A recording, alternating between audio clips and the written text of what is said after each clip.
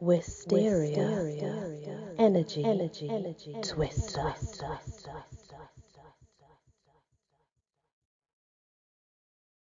Hello everyone, welcome back to my channel and the Legends of Britany. This is a folklore tale from the Legends of Britany, believed to be very true.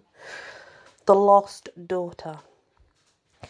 There was once upon a time a labourer of Saint Cass named Mark Boudet, but according to the usage of the country, he had a nickname and was called Maraud. One day he was returning home when he heard the sound of a horn beneath his feet, and asked a companion who chanced to be with him if he had heard it also. "Of course I did," replied the fellow. "It is a fairy horn." Said Maraud. "Ask the fairies, then, to bring us a slice of bread." His companion knelt down and shouted out the request, but nothing happened, and they resumed their way. They had not gone far, however, when they beheld a slice of beautiful white bread laying on a snowy napkin by the roadside. Maraud picked it up and found that it was well buttered, and as toothsome as a cake. And when they had divided it and eaten it, they felt their hunger completely satisfied. But he who has fed well is often thirsty. So Maraud, lowering his head and speaking to the little folk beneath, cried, "Hullo, there! Bring us something to drink, if you please." He had hardly spoken when they beheld a pot of cider and a glass reposing on the ground in front of them.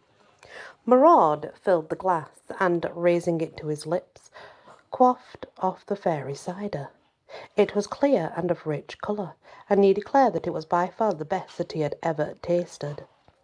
His friend drank likewise, and when they returned to the village that night, they had a good story to tell of how they had eaten and drunk at the expense of the fairies. But their friends and neighbours shook their heads and regarded them sadly. "Alas, poor fellows," they said, "if you have eaten fairy food and drunk fairy liquor, you're as good as dead men." Nothing happened to them within the next few days, however, and it was with light hearts that one morning they returned to work in the neighbourhood of the spot where they had met with such a strange adventure.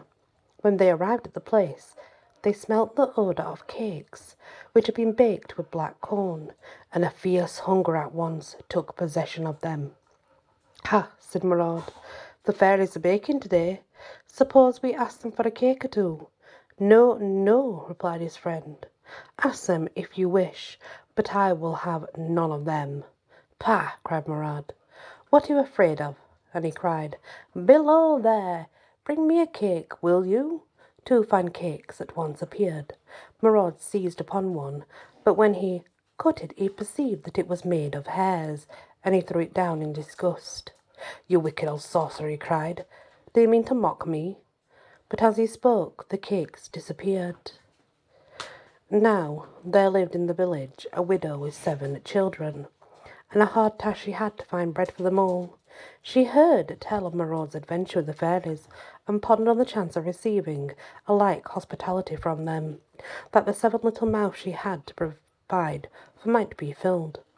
So she made up her mind to go to the fairy grotto she knew of and ask for bread. Surely, she thought, what do the good people give to others who do not require it, if they will give to me, whose need is so great? When she came to the entrance of the grotto, she knocked on the side of it as one knocks on a door, and there at once a little old dame, with a great bunch of keys hanging at her side, appeared. She appeared to be covered with limpets, and mould and moss clung to her as to a rock. To the widow she seemed at least 1,000 years old. "What do you desire, my good woman?" she asked. "Alas, madam," said the widow, "might I have a little bread for my 7 children? Give me some, I beseech you, and I will remember you in my prayers." "I am not the mistress here," replied the old woman. "I am only the porteress, and it is at least 100 years since I have been out. But return tomorrow, and I will promise to speak for you." Next day at the same time the widow returned to the cave, and found the old portresses waiting for her. "I have spoken for you," said she, and here is a loaf of bread for you, and those who send it wish to speak to you. Bring me to them, said the widow, that I might thank them. Not today, replied the portress. Return tomorrow at the same hour, and I will do so. The widow returned to the village and told her neighbours of her success. Everyone came to see the fairy loaf, and many begged a piece. Next day the poor woman returned to the grotto in the hope that she would once more benefit from the little folks' bounty. The portresses returned as usual. Well, my good woman, said she, did you find my bread to your taste? Here is a lady who had befriended you. And she indicated a beautiful lady who came smilingly from the darkness of the cavern. Ah, madame, said the widow, I thank you with all my heart for your charity. The loaf will last a long time, said the fairy, and you will find that you and your family will not readily finish it. Alas, said the widow, last night all my neighbours insisted on having a piece, so it is now entirely eaten. Well, replied the fay, I will give you another loaf, so long as you and your children partake of it. Will not grow any smaller, will always remain fresh, but if you should give the least morsel to a stranger, the loaf will disappear. But as I helped you, so you must help me. I have 4 cows, and I wish to send them out to pasture. Promise me that one of your daughters will guard them for me. The widow promised, and next morning sent one of her daughters out to look for the cows, which were to be pastured in a field where there was but little herbage. A neighbour saw her there, and asked what she was doing in that deserted place. Oh, I am watching the fairy cows, replied she. The woman looked at her and smiled, for there were no cows there, and she thought the girl had become half-witted. With the evening, the fairy of the grotto came herself to fetch the cows, and she said to the little cowherd, How would you like to be godmother to my child? It would be my pleasure, madam, replied the girl. Well, say nothing to no one, not even to your mother, replied the fairy, for if you do, I shall never bring you anything more to eat. A few days afterward, a fairy came to tell the girl to prepare to come to the cavern on the morrow, as on that day the infant was to be named. Next day, according to the fairy's instructions, she presented herself at the mouth of the grotto, and in due course was made godmother to the little fairy. For 2 days she remained there, and when she left her godchild was already grown up. She had, as a matter of fact, unconsciously, remained with the good people for 10 years, and her mother had long mourned her as dead. Meanwhile, the fairies had requested the poor widow to send another of her daughters to watch their cows. When at last the absent one returned to the village, she went straight home, and her mother, on beholding her, gave a great cry. The girl could not understand her agitation, believing that she had only been absent for 2 days. 2 days, echoed the mother. You've been away 10 years. Look how you have grown. After she had overcome her surprise, the girl resumed her household duties, as if nothing peculiar had happened, knitted a pair of stockings for her grandchild. When they were finished, for a godchild, sorry. When they were finished, she carried them to the fairy grotto, where, as she thought, she spent the afternoon, but in reality she'd been away from the house this time for 5 years. As she was leaving, her godchild gave her a purse, saying, This purse is full of gold. Whenever you take a piece out, another one will come in its place, but if anyone else uses it, it will lose all of its virtue.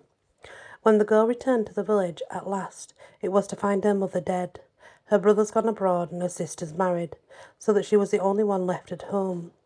And she was pretty and a good housewife. She did not want for lovers, as in due time she chose one for a husband. She did not tell her spouse about the purse she had from the fairies, and if she wanted to give him a piece of gold, she withdrew it from the magic purse in secret. She never went back to the fairy cavern, as she had no mind to return from it and find her husband an old man. The end. And that is how it goes, apparently, if you do go to fairyland.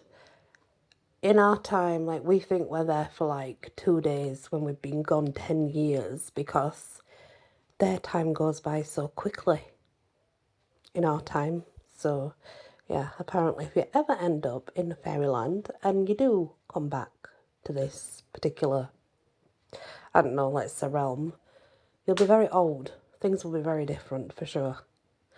But it's apparently a true folk tale. Thank you for listening, and many blessings. Wisteria Energy Twister.